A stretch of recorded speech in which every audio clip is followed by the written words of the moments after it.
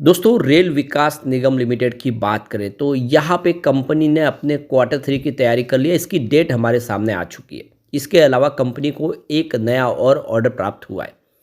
तो रेल विकास निगम लिमिटेड के लिए जो सारी संभावना है उसको समझने की कोशिश करेंगे। फिलहाल स्टॉक दबाव में है क्योंकि इस बार बजट नहीं बढ़ाया गया रेलवे का और इससे रेलवे शेयरों में मायूसी है। दूसरी तरफ अगर हम आईआरसीटीसी की बात करें तो कंपनी के लिए बहुत अच्छी गुड न्यूज़ है। नई सुपर ऐप लॉन्च की जा रही है जो आने वाले समय में टिकट बुकिंग को बहुत आसान कर देंगे। इसके अलावा यहाँ पे कुछ और बड़ी अपडेट भी है जिसको इस वीडियो के माध्यम से डिस्कस करेंगे। साथ में हम यहाँ पे Indian railway finance corporation limited यानी आईआरएफसी को डिस्कस करने जा रहे हैं, जहाँ पे कुछ बड़ी अपडेट है बजट को लेकर जिसको जानेंगे इस वीडियो के माध्यम से। इसके अलावा हम अर्बन इन्वेरो वेस्ट मैनेजमेंट कंपनी को डिस्कस करने जा रहे हैं जिसने एक शेयर के ऊपर एक शेयर बोनस देने का ऐलान कर दिया है। लेकिन फ्रेंड्स उससे पहले अगर आप पहली बार हमारे चैनल पे आए तो चैनल को सब्सक्राइब कर दीजिए, एक बेल आइकॉन दबा दीजिए ताकि जब भी नया वीडियो बने पहला नोटिफिकेशन आपको मिले। वीडियो पसंद आए तो लाइक से जरूर कीजिए। चलो फ्रेंड्स वीडियो स्टार्ट करते हैं। मैं हूँ आपका दोस्त एस बी दवे और हमारे अपने चैनल ऑनलाइन कमाई में आपका बहुत बहुत स्वागत है। तो आज रेल विकास निगम लिमिटेड के 400 रुपये की प्राइस के आसपास ही हमें क्लोजिंग देखने को मिली है 1.76% की गिरावट के साथ। स्टॉक काफ़ी दबाव में दिखाई दे रहा है। तो यहाँ पे जो बड़ी अपडेट निकल के आ रही है, आरबीएनएल एक्सचेंज को जानकारी दी है कि उनको एक ईस्ट कोस्ट रेलवे की तरफ से एलओए प्राप्त हुआ है, जिसमें आप देख सकते हो कि यहाँ पे कोरापुर सिंगापुर रोड डबलिंग जो प्रोजेक्ट है यानी ट्रैक को डबल करने का प्रोजेक्ट वो प्राप्त हुआ है। और इसमें मेजर ब्रिज भी है 22 और इसमें दूसरी तरफ और दूसरे और सारे वर्क है जो सारे कंपनी कंप्लीट करेगी। ये जो प्रोजेक्ट है ये 30 महीनों में कंपनी कंप्लीट करके देगी और इस प्रोजेक्ट की जो टोटल कीमत है वो अगर आप देखें 404 करोड़ 40,32,985 करोड़ का टोटल ये प्रोजेक्ट होगा। तो कंपनी को लगातार एक के बाद एक बहुत सारे प्रोजेक्ट मिल रहे। कंपनी इस समय आप देखें तो बहुत तेज़ी से अपने कारोबार को आगे बढ़ा रही है।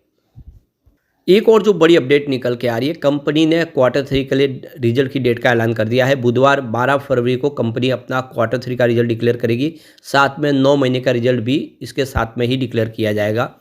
तो डेट आ चुकी है। इसका मतलब जो इनसाइडर ट्रेडिंग के लिए ट्रेडिंग विंडो क्लोज है 1 जनवरी से, वो अब यहाँ पे देख सकते हो कि फ्राइडे को 14 फरवरी को खुलेगी 48 घंटे के बाद। उसके बाद में जो बोर्ड के मेंबर्स है या फिर प्रमोटर ग्रुप से हो या फिर एम्प्लॉयज़ वो सारे ट्रेडिंग कर पाएंगे जिनकी ट्रेडिंग विंडो क्लोज 1 जनवरी को हो चुकी है। तो इसकी जानकारी भी एक्सचेंज को दे दी गई है। अब पिछले रिजल्ट की बात करें तो ईयर ऑन बेसिस पे रिजल्ट कमज़ोर था। रेवेन्यू की बात करें तो 4.85 थाउजेंड करोड़ के आसपास था, जहाँ पे 1.21% की ईयर ऑन बेसिस पे गिरावट देखने को मिली। नेट इनकम 286.88 करोड़ रही, जहाँ पे 27.24% की ईयर ऑन बेसिस पे गिरावट देखने को मिली। और डायलूटेड ईपीएस 1.38 रहा, जहाँ पे 26.98% की ईयर ऑन बेसिस पे हमें गिरावट देखने को मिली। इसके अलावा नेट प्रॉफिट मार्जिन भी 5.91% रहा, जहाँ पे 26.31% की ईयर ऑन बेसिस पे गिरावट देखने को मिली।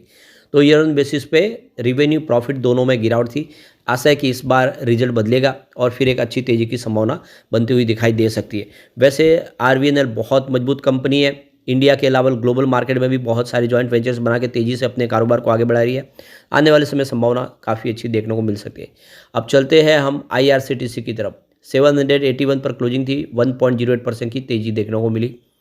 अब यहाँ पे जो बड़ी अपडेट निकल के आ रही है, तो यहाँ पे जो बड़ी अपडेट निकल के आ रही है आईआरसीटीसी के ऊपर यहाँ पे कुछ पेनल्टी लगाई गई है और इसकी जानकारी एक्सचेंज को दे दी गई है।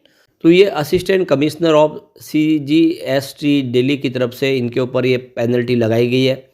और ये देखते हो ऑर्डर 74 फाइनेंशियल 17-18 से लेके 21-22 के तहत यहाँ पे इनके ऊपर पेनल्टी लगाई गई है। और ये देखो कि 31/1/2025 को यहाँ पे जो पेनल्टी थी उसको रिसीव्ड इनको किया गया इन्होंने 3/2/2025 को।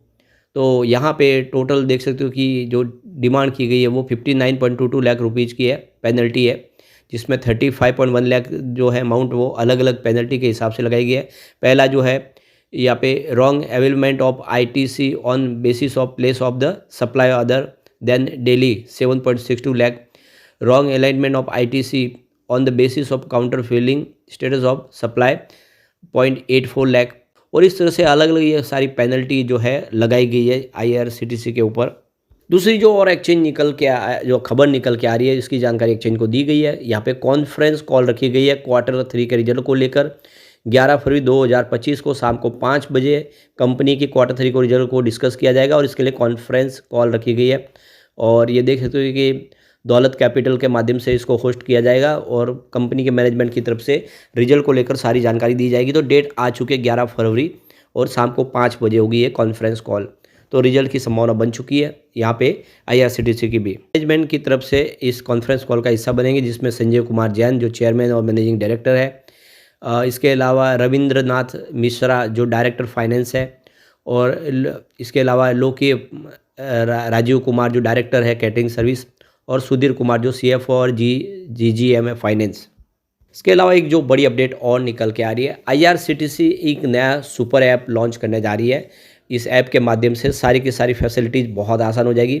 जल्द ही एंड्रॉयड और आईफोन यूजर्स के लिए शुरू किया जाएगा। कुछ बीटा टेस्ट के इस सुपर ऐप के फीचर्स फिलहाल टेस्ट कर रहे हैं।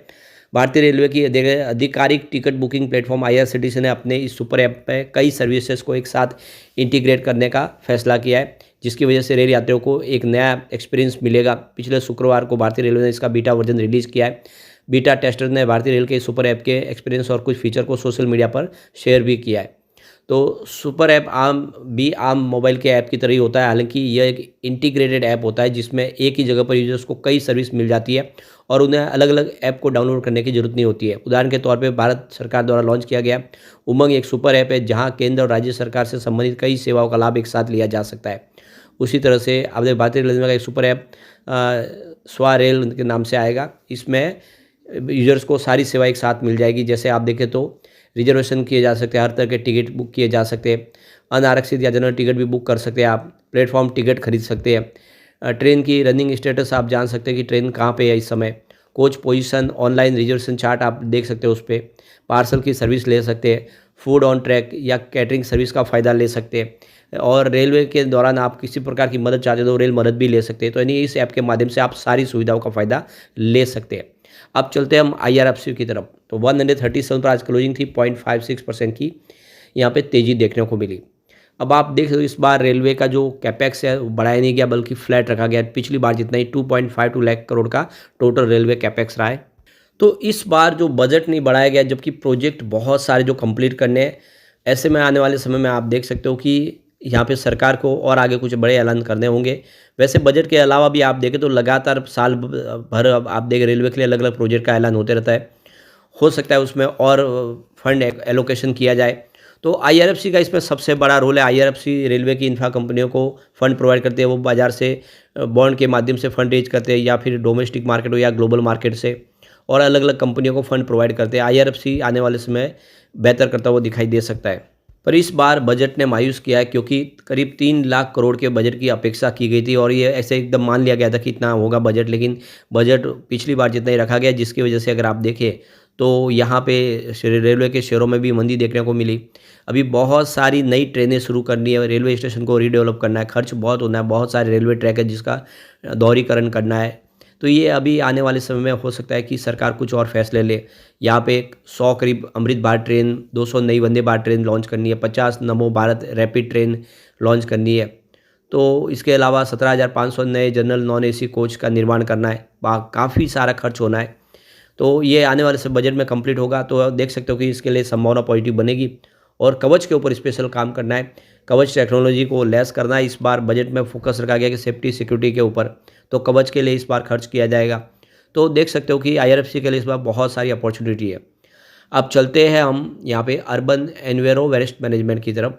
545 पर क्लोजिंग थी, 4.27% की तेज़ी के साथ। यहाँ पे कंपनी ने एक शेयर के ऊपर एक शेयर बोनस देने का ऐलान कर दिया है और इसकी एक्स बोनस डेट है 7/2/2025, यानी अभी 7 तारीख के पहले पहले अगर आपके डीमेट अकाउंट में शेयर होंगे तो आपको इस बोनस का फ़ायदा मिल जाएगा।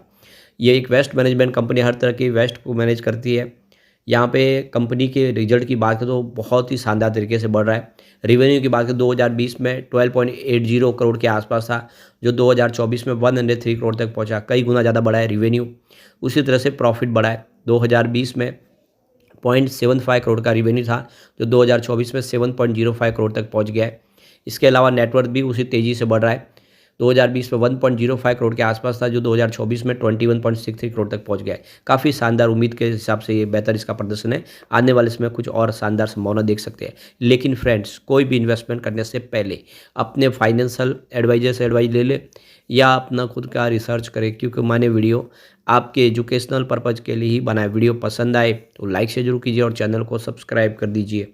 Thank you friends.